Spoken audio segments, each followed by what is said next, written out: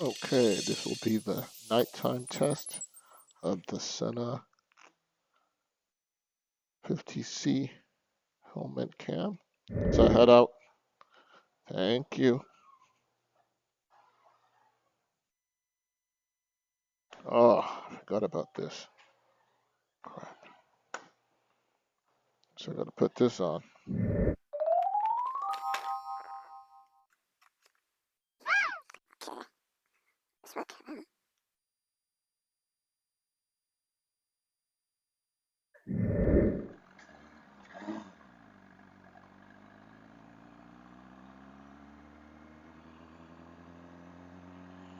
Okay, this is the night test for the new Sena 50c camera. Tonight we are taking the 2015 MV Augusta F4 RR, and judging by the last video, I realized, as I put in the comments, that I left the camera in the default tilt angles.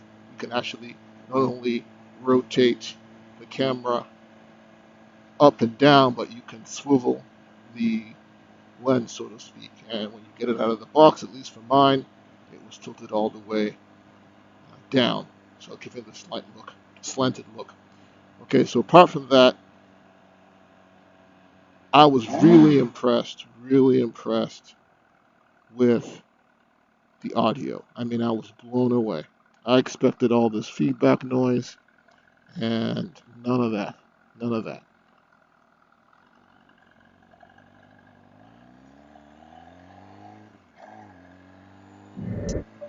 In terms of the camera itself, again, pretty clear, pretty impressed with that, and be interested to see how it comes out tonight. The glare was well managed. You know, all in all, uh, pleased. Ooh, I just hit with a bug. Hope it doesn't get internal. So that's the downside of a sport bike, is that I'm not going to get as much protection as with the BMW R1100 RT that was on the other day. The only reason I'm using this bike is, one, my buddy pointed out that since this has a steeper angle as a sport bike, I'd need to raise the camera, which I didn't even think about, but it makes sense. Two, this bike, as sexy as it is, runs hot and is not as forgiving a longer distance as the Sport Tour that is the BMW. It's still fun as heck. So the temperature right now is still about 99 degrees and still a bit above average for this time of year, but not by much. The reason I'm taking this bike now is that during the day, this would have been untenable with the 108 degrees of the other day. It just would have been too hot. But now it's reasonable.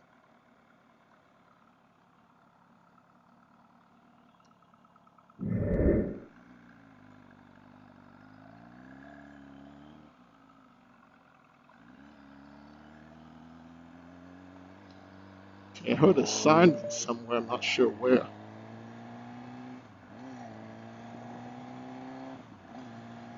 Guess we'll see.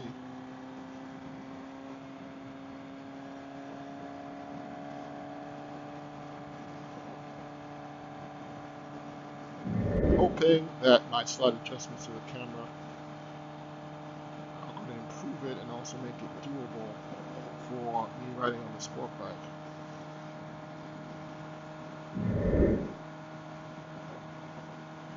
So here's about where I was yesterday when I looked and panned to the mountains. Sandtown Regional Park is behind those mountains there. So this is about the same area, so you get a sense of day versus night. And that's the valley to the right, opposite the mountains.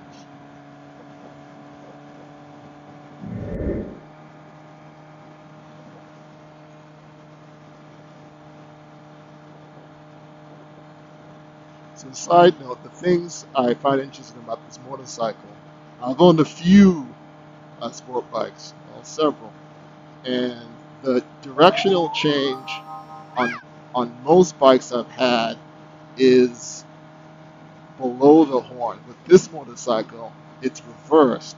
So where I would expect to be the horn button is actually the turn signal and vice versa. So I just have to remember this depending on which motorcycle I'm riding. But a good problem to have. Now, even though it's, again, like I said, about 98, 99 degrees, it's still toasty, but more than bearable if you're walking or even in a convertible. But on a bike like this that kind of runs hot-ish, a lot of stop and go and stationary is when you really start to feel the heat. It's not as bad by any means than the Ducati Panigale V2, which I got to test ride, but ultimately decided against.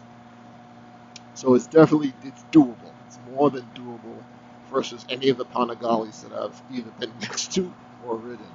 Those things run hot. So that's one of the reasons I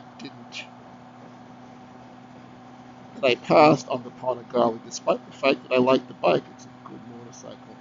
Just here in Arizona, you can't. Hot bike is a no-go.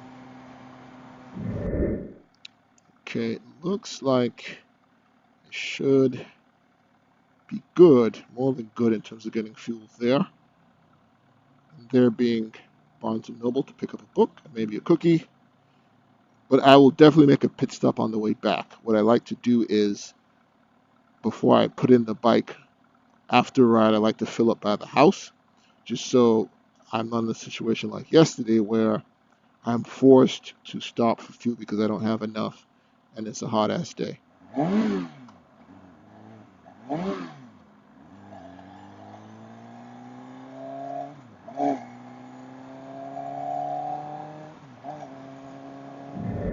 Much better. That breeze in there.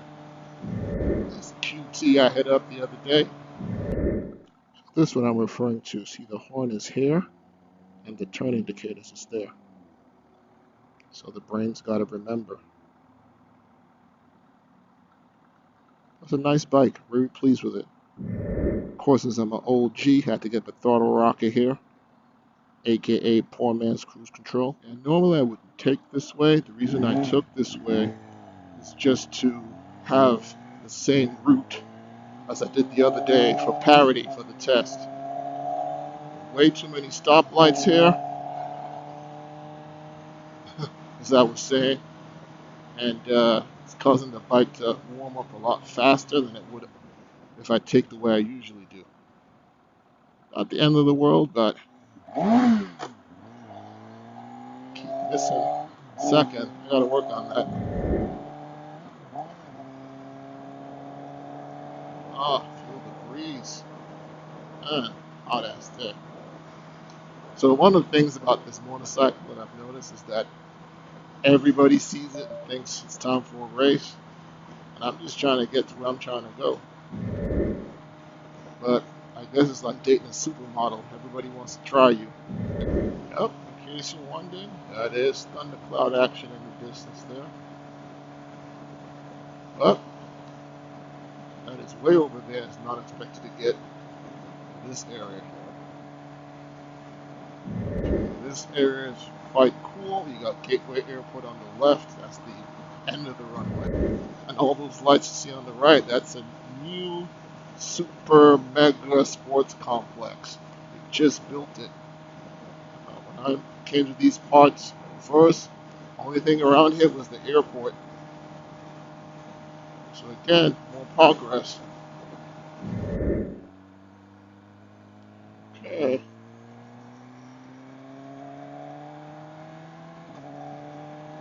I'm using this quick shifter.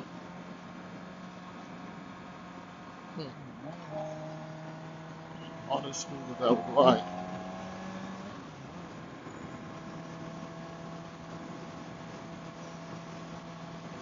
I think I'll leave it be.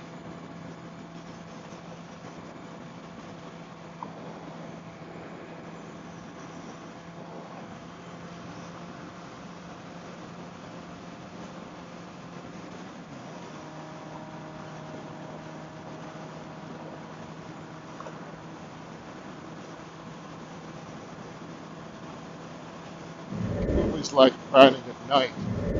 Less traffic, cooler, and it's just beautiful, at least to me anyway, in a way that you just don't get during the day. So again, even it being 7:30-ish, nightfall, 98 still toasty because the heat gets trapped in the concrete.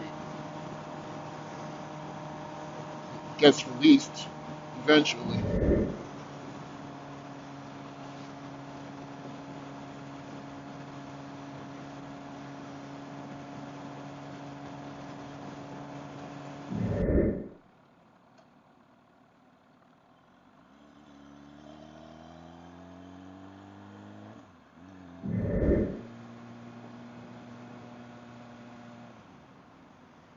Here we are, Barnes and, Barnes and Noble.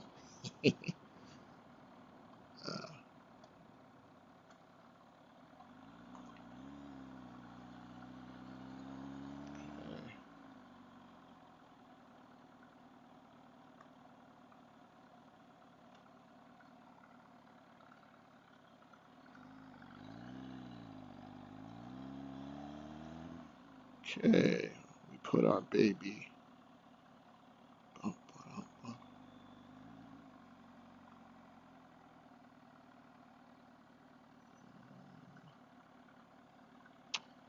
This is a perfect spot. Ah, good job, baby.